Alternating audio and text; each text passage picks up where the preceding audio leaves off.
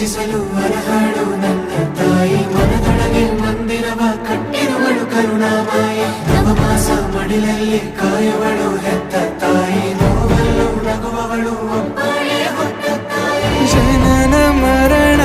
ಜಗದ ಸಂತೆ